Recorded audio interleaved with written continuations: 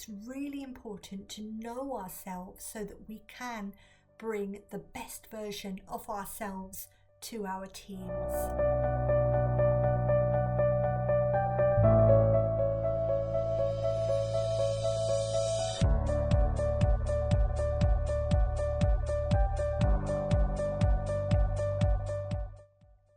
I'm Nikita Thakrar, founder and pioneer of the global Journey from Karma to Dharma movement. What is Karma to Dharma? Karma is operating from reactive consciousness, and Dharma is operating from proactive or creative consciousness. This is very important in all forms of leadership. In my own experience of being on this journey from karma to dharma, I've noticed that this has shaped authentic leadership. I now show up feeling as though I can be myself rather than as though I'm performing. That's why I've created this unique framework. Karma represents the patterns that we have stored in our subconscious mind and the conditioning and the programming that we've all been brought up with. Whereas Dharma is that calm, clear center when we remember who we really are beneath the noise and behind all those labels. I believe that when leaders align with their Dharma, they stop performing and they start leading from their essence, and that's what the world needs more of today. And this level of alignment makes two things happen. Authentic traits start to shine through, such as integrity, empathy, courage, because they're no longer filtered through fear.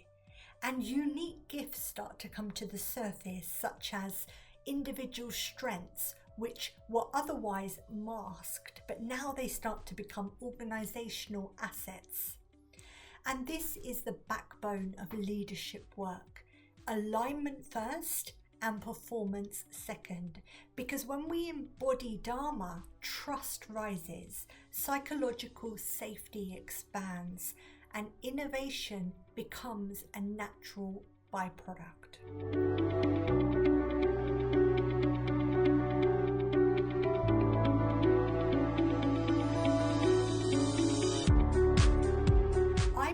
That energy healing and spiritual psychology combined unlock better performance and innovation.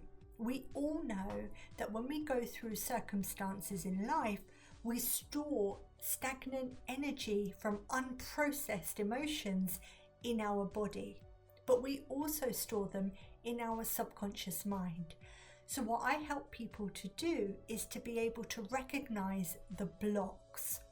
I believe that energy healing and spiritual psychology helps to regulate the nervous system and reframe our limiting beliefs so that we can return to our essence, our Dharma. And it's from that aligned state that the brain starts to shift from survival to creativity. In practical terms, this looks like clearer focus, better decision making, and more inclusive collaboration. Because when teams learn simple regulation tools such as breathwork, mindfulness, journaling, yoga, meditation, and they pair them with meaning, that's when our purpose flows. Performance isn't something that's squeezed out of us, it flows through us, and that's when innovation thrives, when people feel safe bringing their whole selves to the table.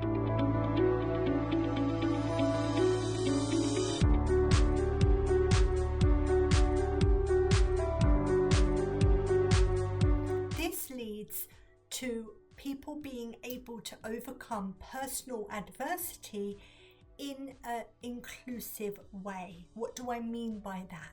It's very important for us as individuals to become purpose-led leaders rather than fear-led decision makers. I think that adversity strips back our identity and only our true nature remains. So when leaders use their challenges in their favor, that's when they grow in their capacity for empathy, with others. I guide leaders through 3 clear steps. The first step is to witness the pattern. That's observation. It's noticing what's really going on beneath the surface. The second step is to transmute the pattern, to regulate the emotion and to reframe the story. And the third step is to integrate. That's when we start to lead from that place of truth and authenticity. We create policies and rituals that honor different needs and voices. And the outcome is inclusive management grounded in lived compassion.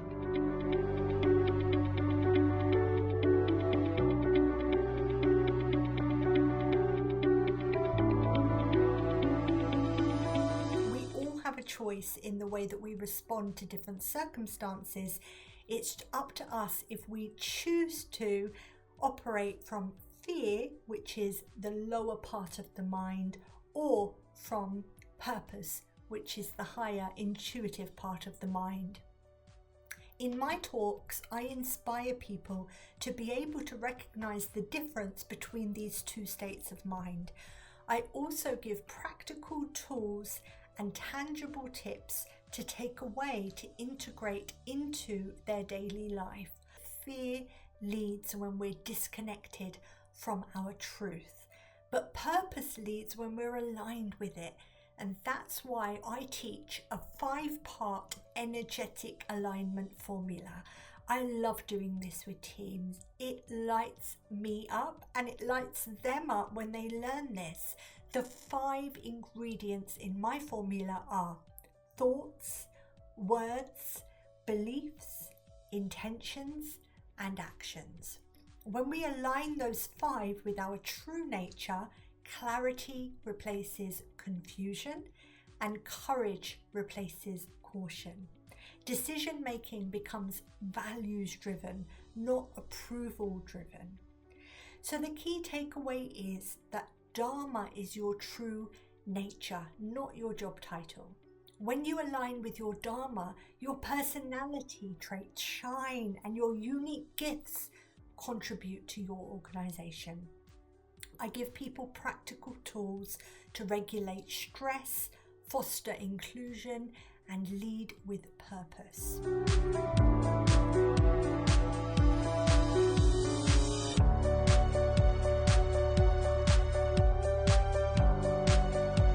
I hope that my audiences take away inspiration, but also empowerment.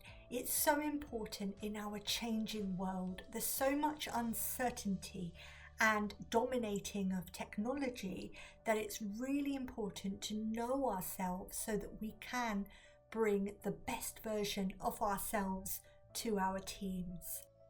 In my talks, I take people back to their true nature.